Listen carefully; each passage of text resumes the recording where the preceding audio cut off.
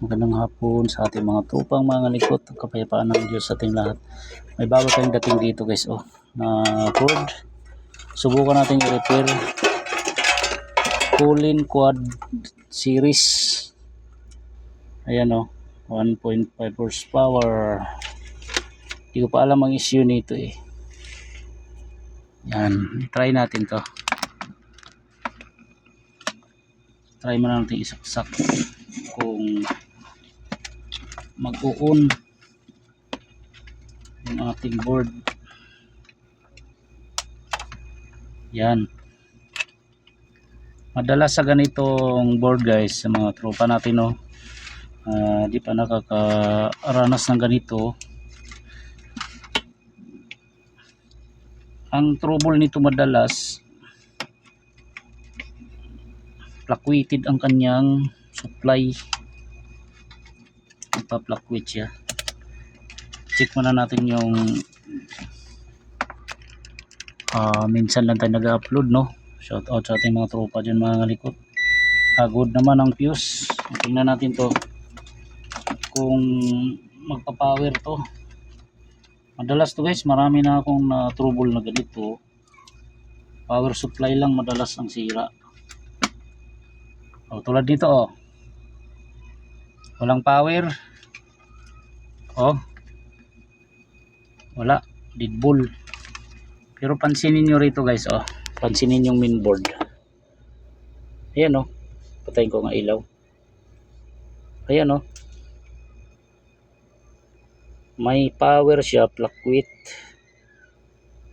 Napaka basic lang na trouble to guys. Basic trouble lang to mga ganito. Sakit ni Kulin to Quad. Yan. Turo natin yan kung saan banda ang papalitan nyo dyan. Yan.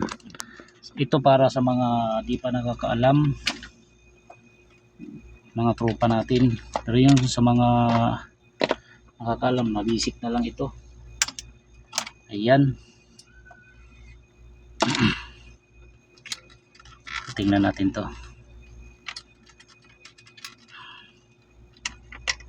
Turo ko sa inyong mga tropang mga ngalikot ang parts na papalitan natin. Kalimitan ang problema nito. Itong parts kalimitan to guys. Ilang gawa na ako ng ganito.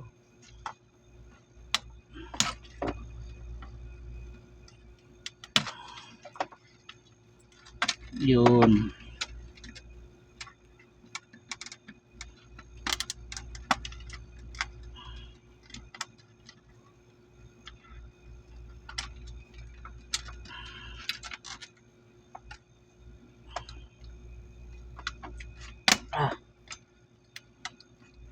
Tanggalin natin yung mga clip. Yun.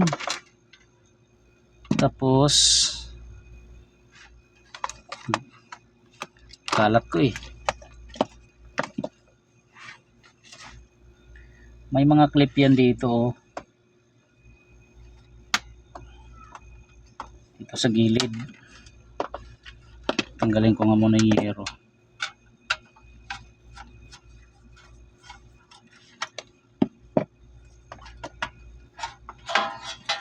Yan dito.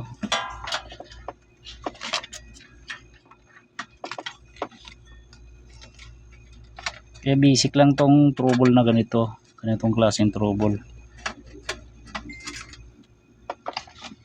Yan. Para may idea yung tropa natin hindi pa nakaranas ng ganitong trouble. Malay nyo sa pag-check nyo sa site, naka-trouble kayo ng ganito, alam nyo na gagawin nyo, or alam nyo na kung anong parts na papalitan nyo. Ayan.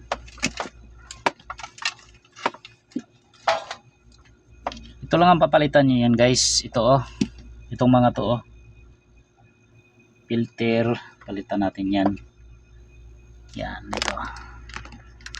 Sakit talaga ni Quad to guys, ni Kulin Quad. Ito yung power supply na palitan natin ito. Ito goods pa naman oh. Hindi pa naman lumubo. Ito. Isa, dalawa, tatlo, apat. Palitan natin apat na piraso. Yan. I-check nyo pagka medyo ano na yung puwit ng capacitor. Palitan nyo lang yan. Hindi goods na yan. Ayan na. Okay. Yan lang. Dito magkaalaman na to. Kung totoo ba to. Bunutin ko muna tong ano nito. Bunutin ko lang muna.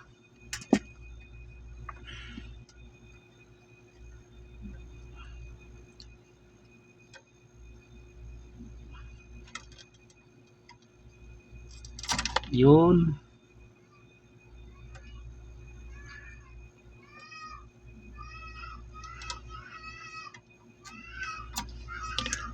Ito guys 470 25 volts. Gagawin natin tong 470 35 volts. Yan. Ipapalit natin diyan.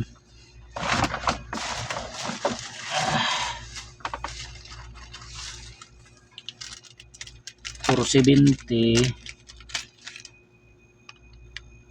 Saan na yun? Ito papalit natin malaki na yung mataas na voltahe na kunti. 35 volts ang ipapalit natin. Okay lang naman yan, pareho lang sila ng yung microfarad. Voltage lang itaas natin para medyo tumibay siya. Ayan. Ayan Huwag kayo magtaas ng microfarad. Dapat pareho ang microfarad. Di bali ang voltage. Dapat pareho ang microfarad niyan. Ang voltahe, di bali magtaas kayo. Huwag lang kayong bumaba.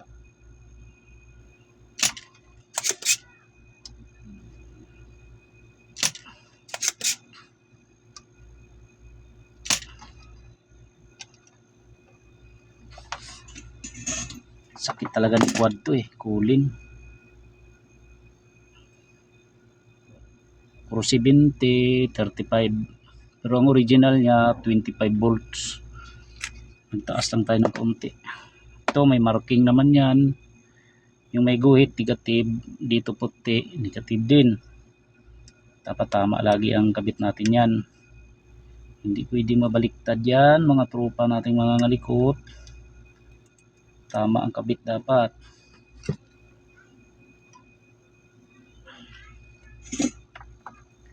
Yan.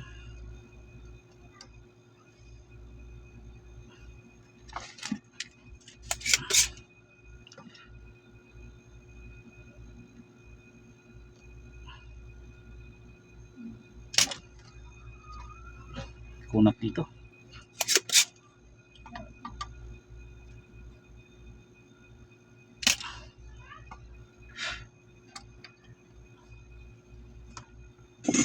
Muna itong isa.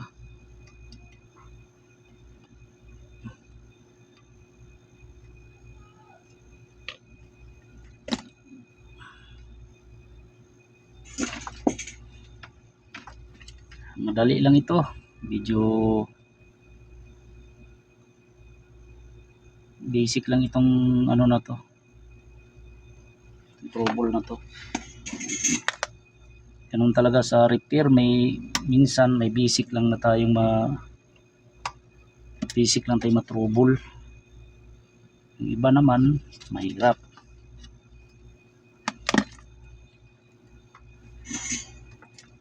Ayaw magpatanggal nito.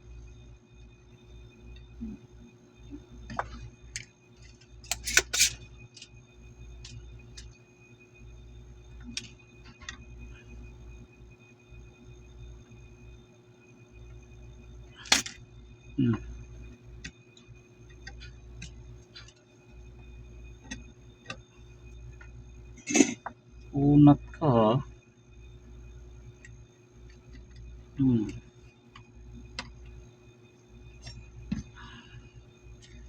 Apat yung ating palitan, apat na piraso.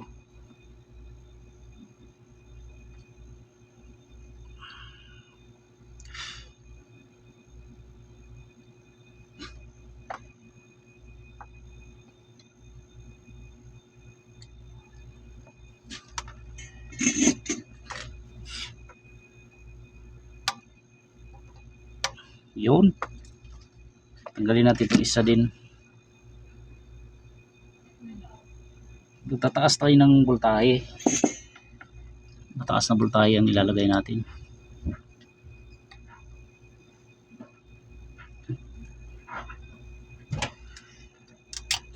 Ito 220, 25 volts, gawin nating 35 volts yan para tumibay siya.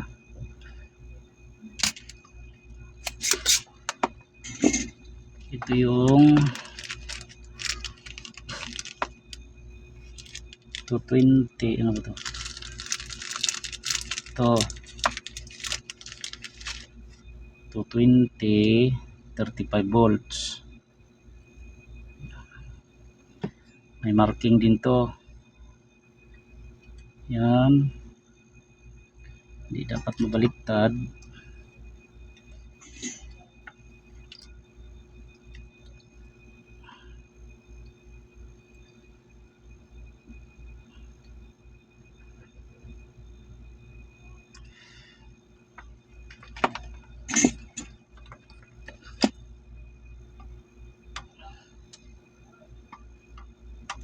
Okay, tapos meron pa isa dito, oh, medyo alanganin na to eh.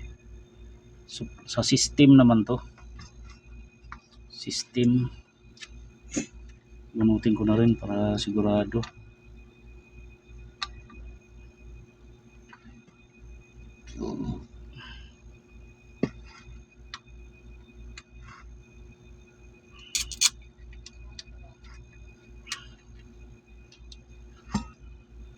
Ito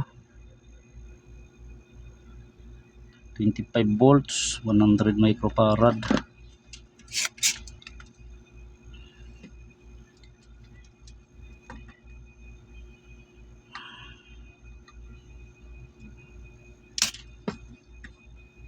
Yan, pag ganyan guys, nakita nyo nang may kunting ano na yung capacitor, huwag na kayo mag-isip, palitan nyo na agad. Kasi ano yan eh, power supply kasi yan eh. Ito oh, pamalit natin. Ito mga brand new tong binili natin, ito 100.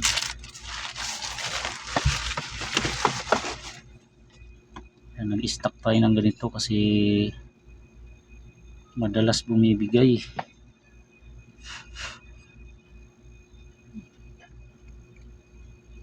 Yun,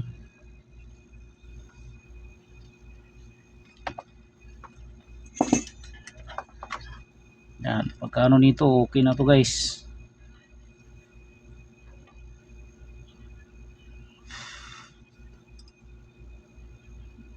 Pag napalitan na to, yan, yun na.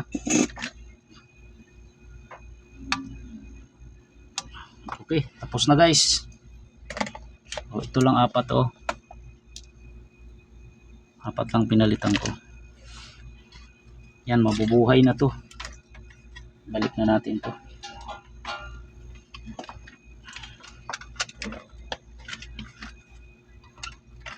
Para matesting.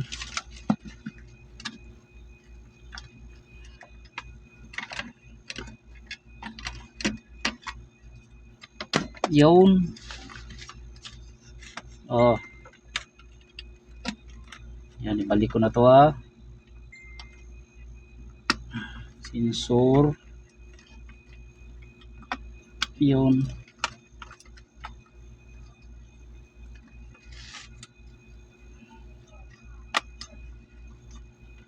Motor.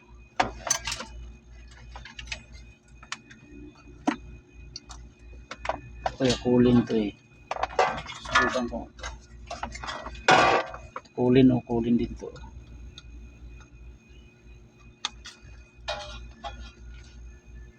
Okay, subukan muna natin guys kung gagana siya.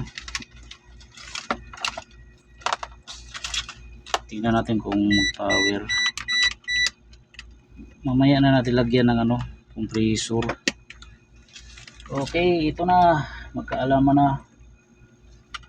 Kaalaman na guys. Ito oh. Fire in the hole.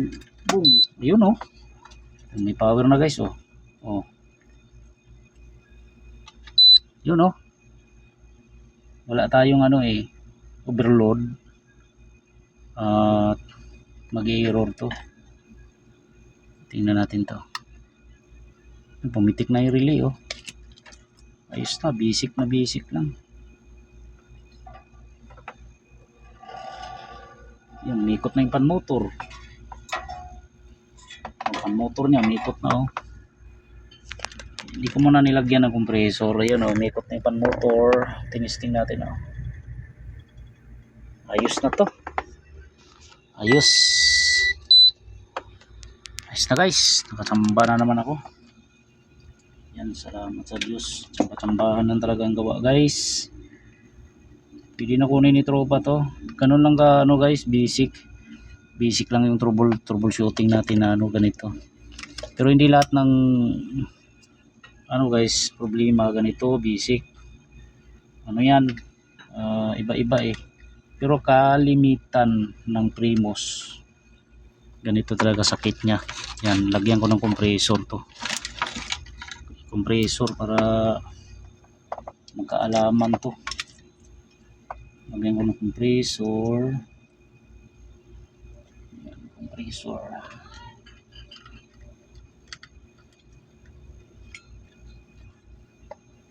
Tingnan natin to.